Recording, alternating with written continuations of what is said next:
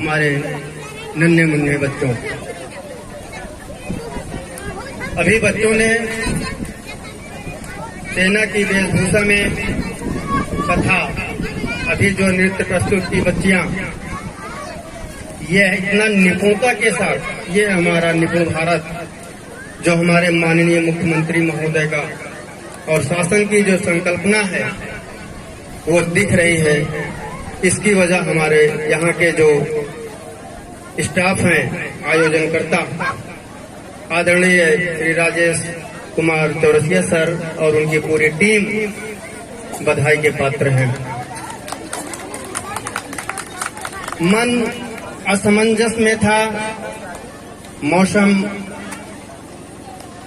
अनुकूल नहीं था, फिर भी दिल यहाँ पर लगा हुआ था किसी तरीके से ये बादल छट जाएं और मैं वहाँ तत्काल पहुँच जाऊँ। बेटा, मेरे प्यारे बच्चों, वास्तव में अभी सर ने कहा, मुख्य अतिथि महोदय ने कहा, शिक्षक अपने दायित्व का ईमानदारी से निर्वहन करे। वास्तव में एक शिक्षक ऐसा इंजीनियर है जो अधिकारियों को पैदा करता है, एडवोकेट को पैदा करता है, डॉक्टर को पैदा करता है, इंजीनियर को पैदा करता है, जनप्रतिनिधियों को पैदा करता है, निर्माण करता है। ऐसा बिल्डर है शिक्षक। तो ईश्वर ने, कुदरत ने इतनी बड़ी जिम्मेदारी एक शिक्षक को अगर दी है, यदि दी है, तो वास्तव में हम उसका ईमानदारी से निर्वहन करें। अपने दायित्वों का बोध जो माननीय मुख्यमंत्री महोदय के संदेश में भी था, आज उसको हम दायित्वों का निर्वहन ईमानदारी से करें। वास्तव में वो दिन दूर नहीं। मैं आपको बताना चाहूंगा सर, मैं कटरा गुलाब सिंह में 2014 में प्रमोशन के बाद गया था दिसंबर में, और इस विद्यालय के अनुदेशक सुनील कुमार यादव ये हमारे पास खड़े हुए हैं। ये एक साथी और हैं मनोज कुमार, ये बैठकर वीडियो बना रहे हैं। मैं आपको बता दूं, मैंने इनसे बहुत कुछ सीखा है। मैं कहीं भी एडिट होता था, परिस्थितियां विषम आती थी, लेकिन ये हमारे साथ खड़े रहते थे। सर कोई बात नहीं, पॉजिटिव सोच के साथ, सर हो जाएगा, बिल्कुल कोई बात नहीं, सब हो जाएगा। ये आपका प्यार है। मेरे विद्यालय में भी हमारे बच्चे, आज 1 तारीख थी, बच्चे बहुत ही गमगीन थे, सर कहाँ जा रहे हैं, यहाँ भी कार्यक्रम हो रहे हैं। लेकिन ये आपका प्यार है सुनील सर, ये आपका प्यार है जो मुझे यहाँ खींच लाया।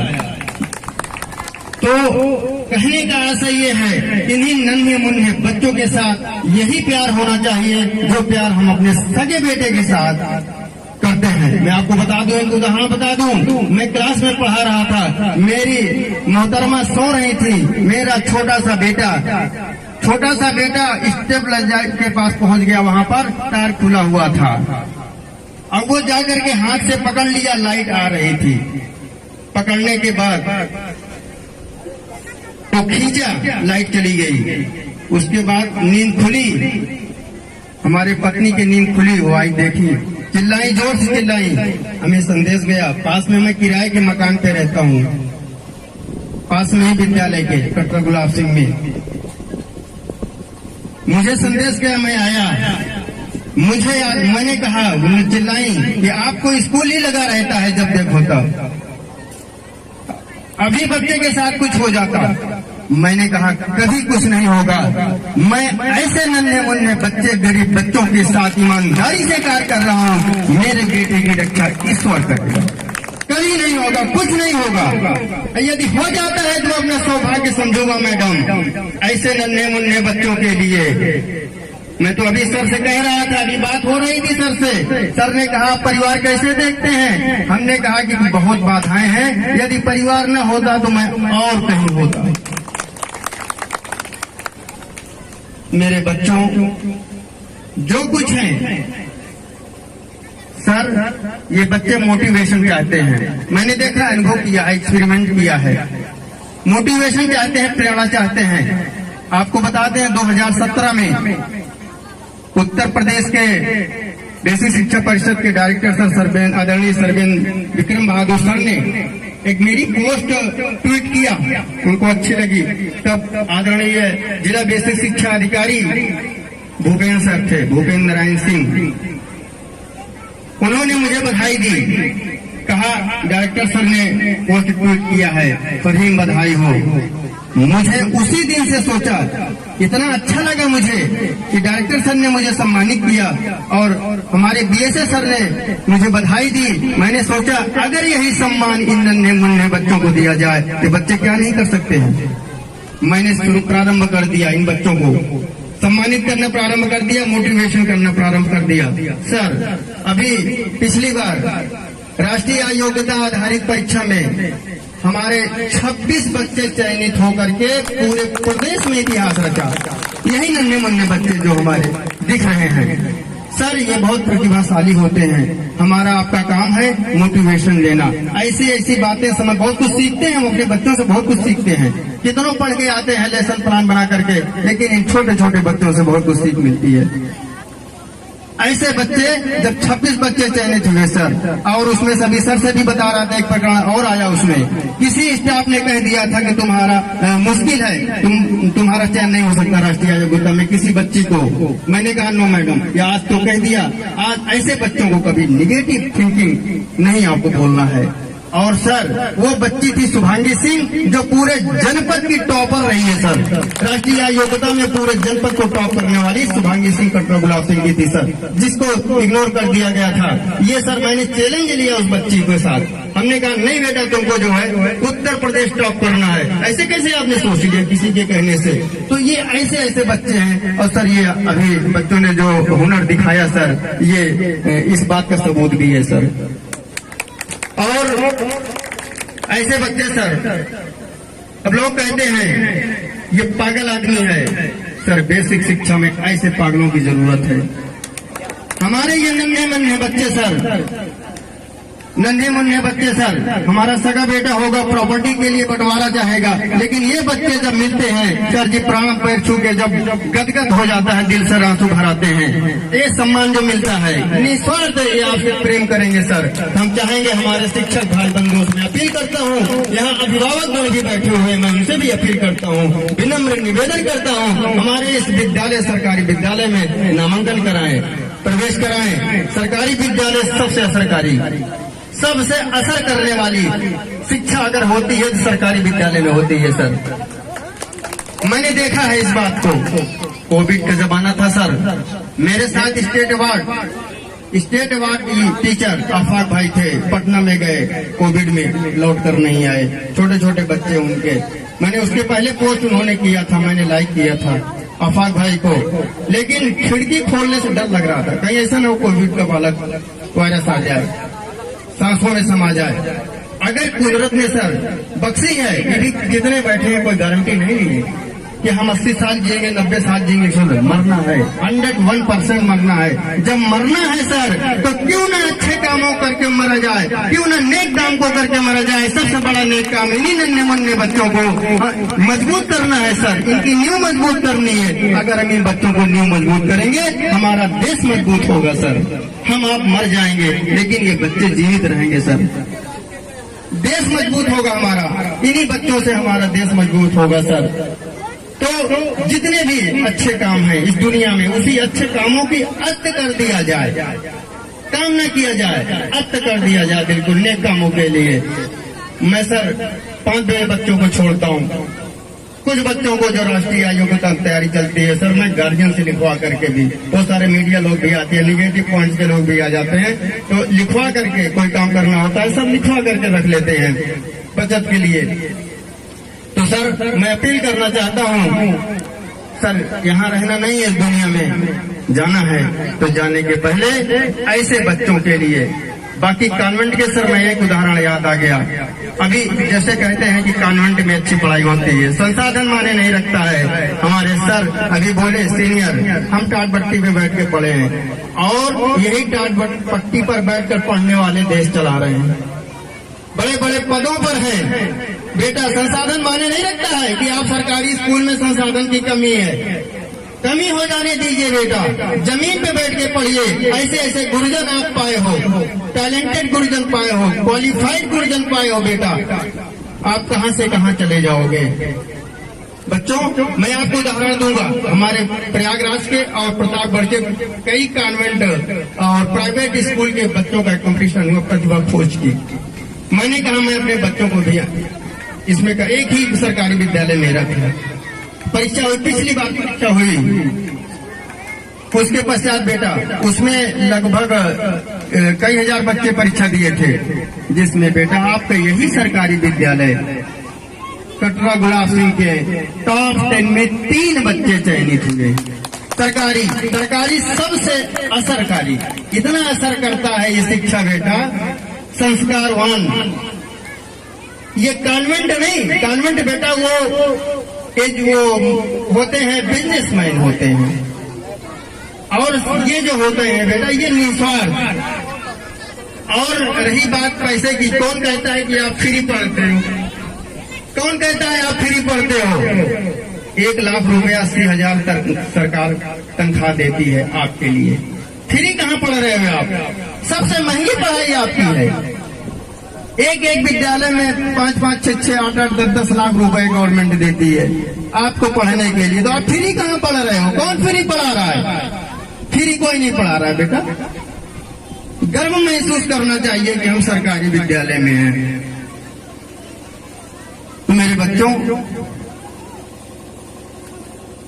ये मैं चाहूंगा यहाँ के जो हमारे स्टाफ हैं और जनपद प्रतापगढ़ में ऐसे बहुत सारे विद्यालय, हमारे यहाँ बहुत सारे क्रिएटिव टीचर हमें दिख भी रहे हैं, मैं पहचान भी रहा हूँ, बहुत अच्छा काम कर रहे हैं। सर मैं आपको यकीन दिलाना चाहूंगा, हम वेतन पाते हैं सर, मान लीजिए उसमें से कुछ हिस्सा इन बच्चों के लिए सर, इनको मोटिवेशन के लिए इनाम तौर पर जरूर खर्च करें सर। और आपको बता दें, इन्हीं मैं कभी कल्पना नहीं किया था सर, मैं जिंदगी में पहली बार हवाई जहाज को टच किया था। तमिलनाडु में सर मुझे अवार्ड, विज्ञान राष्ट्रीय विज्ञान दिवस के दिन अवार्ड लेना था सर, तमिलनाडु जाना था।